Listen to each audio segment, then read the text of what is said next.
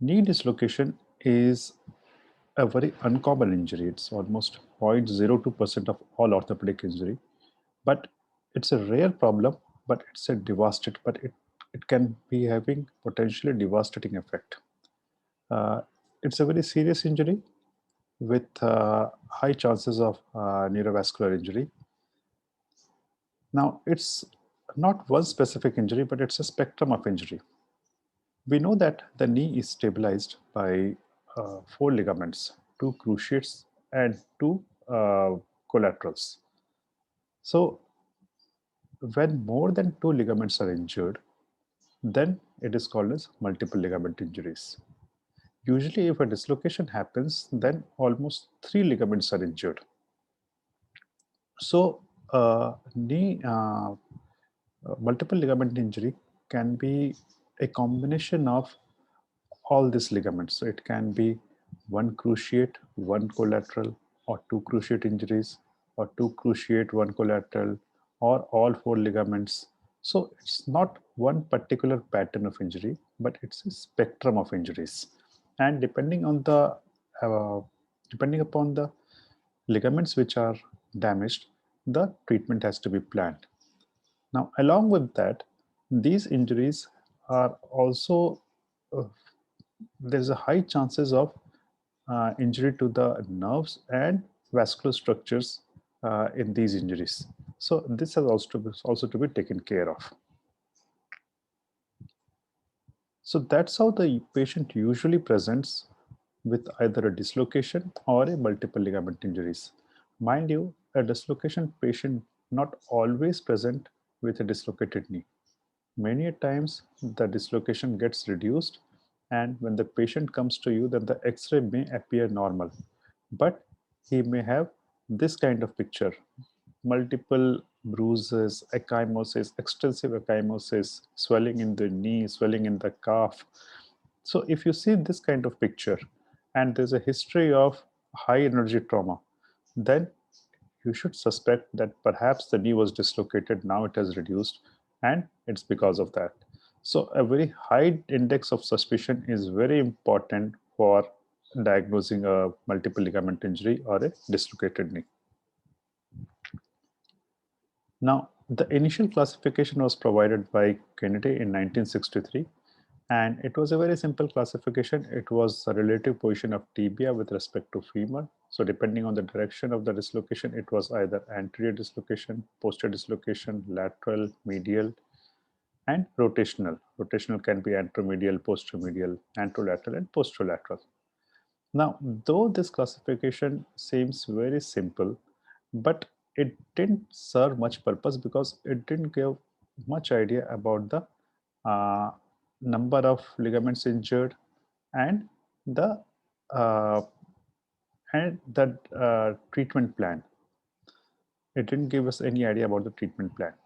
So a classification by Schenk is commonly used, and it is divided into these five parts. So KD1 is single cruciate ligament injury. It can be either ACL or PCL.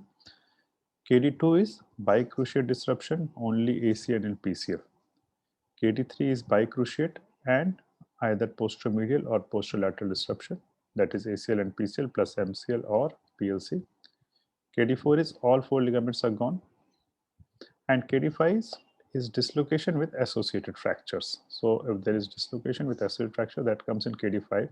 Now in KD5 again you have five subgroups where there is fracture with single cruciate injury, fracture with bicruciate, fracture with three ligaments, bicruciate and posteromedial. 3M, 3L is where lateral ligament is gone, and bicruciate with both the collaterals gone and fracture. That will come under KD5 4.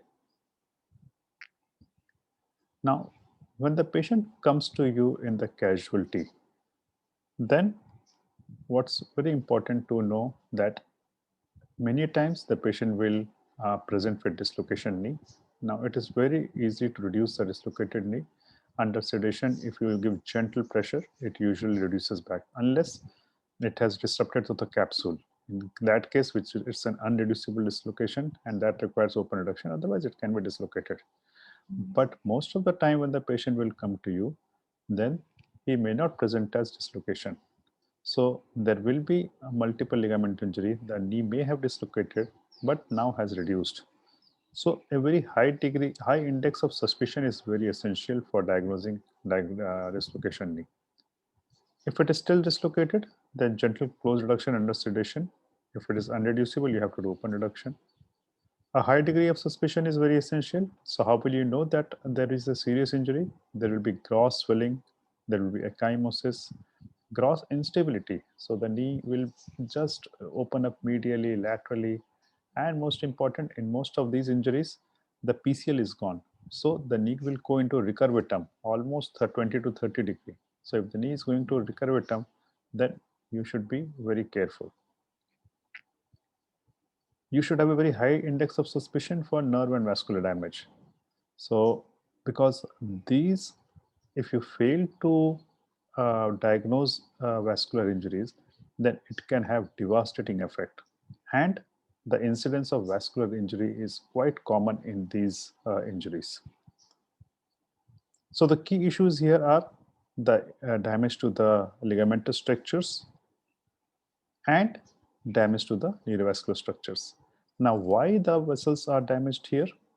Because as you see, the popliteal vessel, it enters the popliteal fossa through the adductor canal.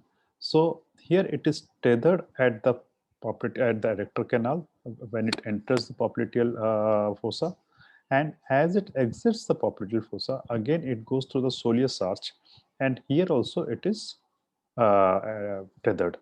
So the vessel is tethered at two ends. It is relatively